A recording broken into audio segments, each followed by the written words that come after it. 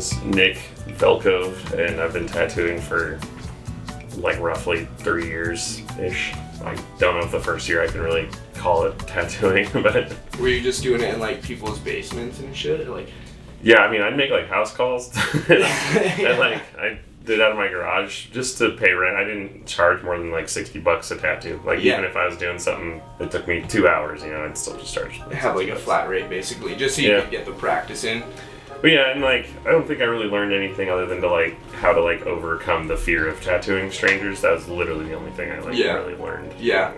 What got you into tattooing? The scene I was in, I think, like, you know, like a lot of tattooers and are probably similar, and like I grew up with like punks and metalheads, and I grew up in that scene here in Bellingham. I don't know, a lot of my friends like tattoos, and they showed me that stuff, and I was like, holy shit, this is the coolest thing ever, and that's what I'm doing now. Were you like good at drawing to begin with, or? I don't know, man. I liked to draw.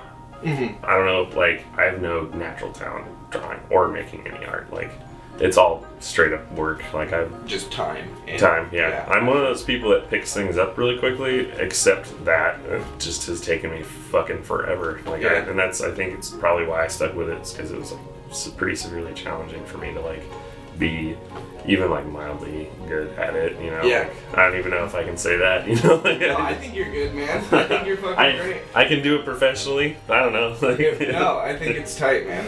Yeah, I think you do a great job. Thanks. We both got the mustache today. I know. What's your favorite thing to hear from a guest?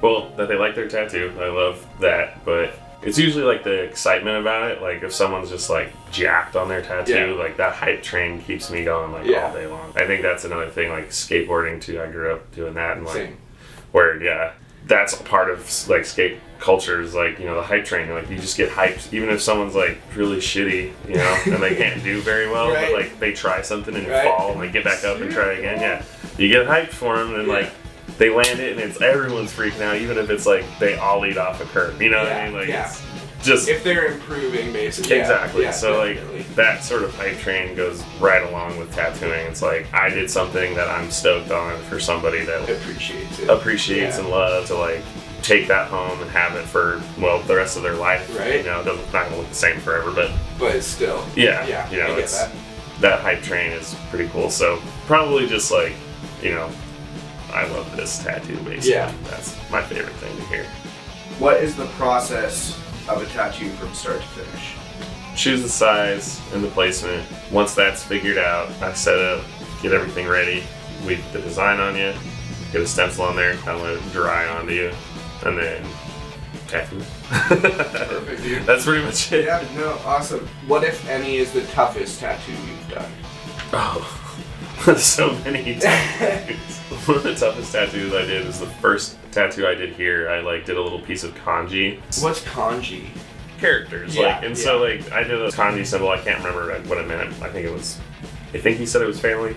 It was on a young Japanese dude, and his mom was there, and she had the tattoo, and it was like a lineage thing. It was his first tattoo, and I just like, it took me like an hour and 20 minutes to tattoo this thing like the size of a quarter, you know? Oh shit. Yeah. That's a lot of pressure. It was very scary because this is the first tattoo I've done in the shop, but like I made it all the way through. He liked the tattoo. Sick. You know, I took my time with it. I really talked to him the whole time and just kind of like, you know, really tried to ease myself as well as like this person who is also having a new experience. It was like a weird both of us were like nervous as fuck, so it's like okay, we're gonna do this. He's like, we're gonna do this. And I was far from ready. And my boss was like, if you think you can do it, it kind of almost felt like a challenge. It was like, if I don't do this, like, you know, I'm a wuss or whatever. And no, I get what you're saying, but I feel like going into those positions, like having those really freaky moments kind of like push you to be a better artist or better at like whatever you're doing. Because then it makes the things that are maybe a little tough, but it makes those feel a little bit easier. You know, if you are dealing with those like really hard tasks, then it makes when you go back to the normal shit, it's just like, oh, this is normal. You know, it's just like easy. Yeah, I think too, like that's the biggest part. That's the biggest hurdle I think anyone has to get over with tattooing is like that fear is forever. Even if you're down the line, you know, 10, 20 years into it. I've talked to dudes that are like, there's even still tattoos that for like a brief moment will be like, oh, and then like they'll keep going. And like, but it's just like, the longer you do it, the shorter and shorter that time. Exactly. The less of those moments that you have where you're like, oh fuck. Like, really good homies of mine who tattoo tell me all the time, like, I'm 8 years into it and I still get those moments where it's a little bit of like, ugh, and then it goes away. You progress through. Yeah, definitely. Like, if you're tattooing your friends, it's a different thing. Like, the tattoo I did on you today, I was like, whatever. Like, no, exactly.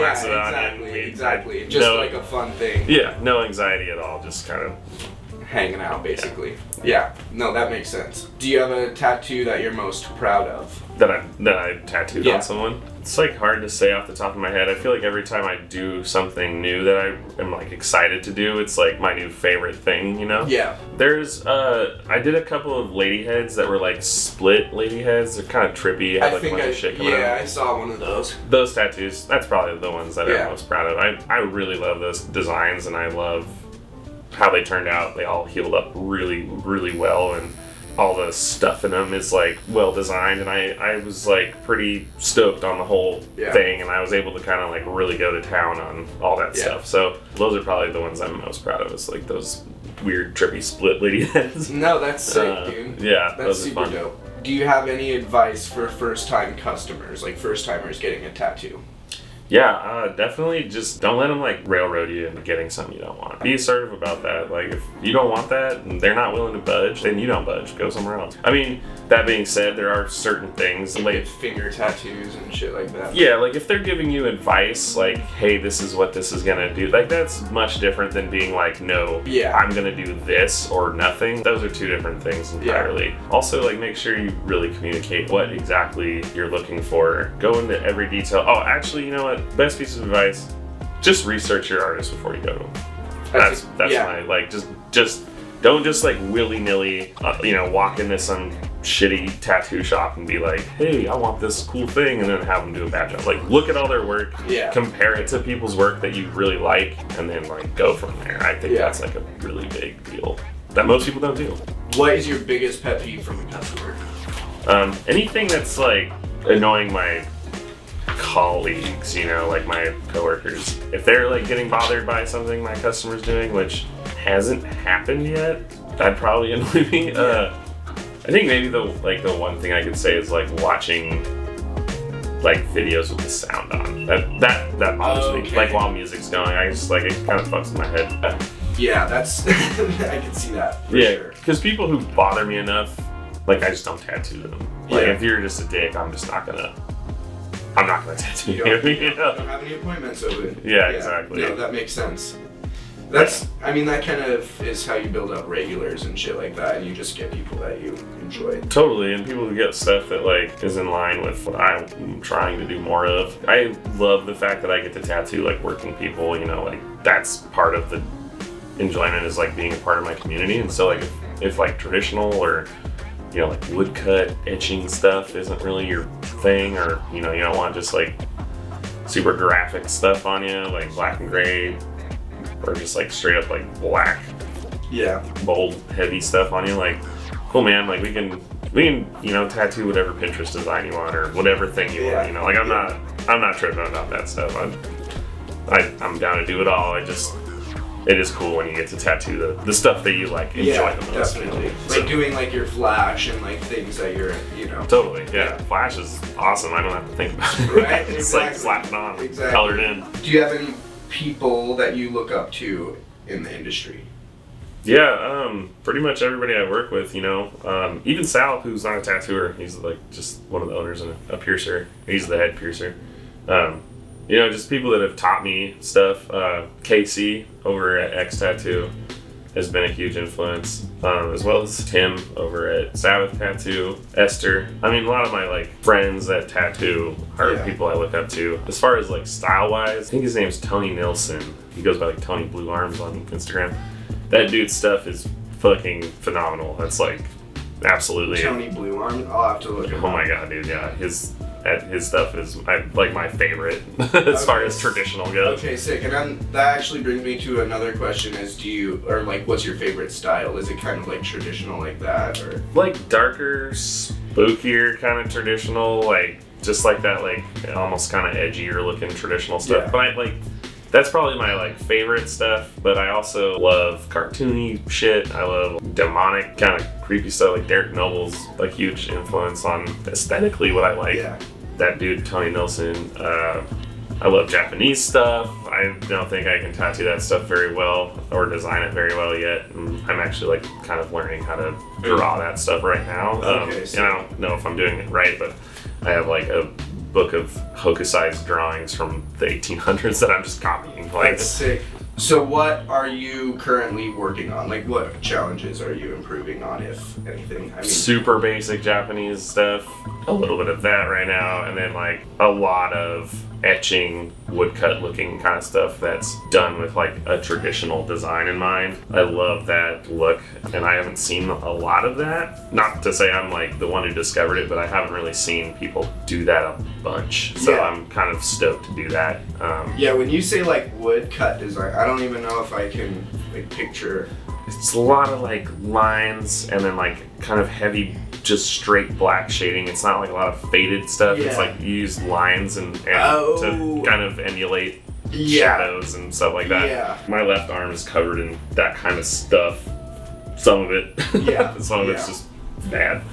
I think it looks fine. It's an aesthetic. You know? Thanks, yeah. That's kind of my main focus right now is that stuff, just because I really enjoy it. I don't know. I actually like, that's what I started out thinking I was going to tattoo all the time, or wanting to tattoo all the time, was like that kind of style. I wasn't very good at it at all, but like I've gotten better, I think. But that's definitely like my main sort of focus right now. And I'm still like working on traditional too. I'll always be like I love traditional. Yeah. And I love trying to take like all of the things in traditional and apply them to like new designs. Old designs are great. Like I love old designs, and I base a lot of stuff off old designs as well. I take a lot from that, and so do like a lot of the people whose stuff I like a lot. Like they do the same thing, but I also do like redrawing things and like, or just like doing an entirely new thing. Like you're not gonna see like a traditional tea kettle, in a Burt Grimm flashback, Yeah. What is the best healing process for a tattoo? I think leaving it alone for the most part, letting your body kind of do the work. Also, it's subjective. Some people need a little more lotion than others. Some people have like psoriasis or eczema. Yeah. Like those are things you have to kind of keep in mind. Yeah. Anytime it gets gross, just wash it off. That makes sense. You don't need lotion. The lotion thing is really just for like discomfort and like fighting the itchiness. Yeah, no, seriously. Yeah, Aquaphor. I always suggest like plain white lotion just because those are Non-fragranced. non-fragrance, plain white lotion, like Lubriderm, A&D ointment, Cetaphil, any of that stuff. Anything that you want to say to anybody? Yeah, I guess like the only thing that I like think is super important is if you're looking to get into tattooing, just keep on trying, Yeah. It took me 8 years to even get to the point where somebody was like willing to teach me. Yeah. I kind of consider my first apprenticeship, like I don't really consider that necessarily anymore. It's like I learned stuff that I still use today, but like that was not an enjoyable experience. Partially because of me, partially because of the place I worked for, but Yeah. I think it's interesting to hear a lot of people get discouraged, and it's like it took me 8 years to even be an apprentice, and Yeah. I did do stuff on my own, but I never did it thinking I was just gonna do it on my own. It was like I needed money, like Yeah. it just was the only thing I could think of to do. And I didn't do a very good job, so now I'm doing it professionally, and I feel good about that. But definitely, just like keep bugging the people that you want to learn from, and just keep being around, keep being present. It's the best way to just make them realize that you're serious about it. It took me 1.5 years talking to Paul and Michael, mostly Paul. Like Michael didn't even really talk to me, and he's my mentor, Yeah. But that's kind of that's my only thing I kind of leave on is like I love tattooing, and everybody should get a fair shake if they want. Yeah. To at least try it. Yeah, definitely. And if it's not for you, or you just don't really like it, that's one thing. Or if you're just not really into the process of it, that's fine. But Another thing too is like if you are gonna do it, don't fucking steal from it. You know, like give back to it. Yeah. Because it'll take care of you. You know, like it will. And if you really love it and you put your effort into that, it's gonna do a good job of providing for you. Yeah. It has for me, and it has for a lot of my friends. Dude. That's sick. Yeah, that's kind of that's like the most important thing I can think of. Awesome. Yeah. Dude, thank you so much. Absolutely.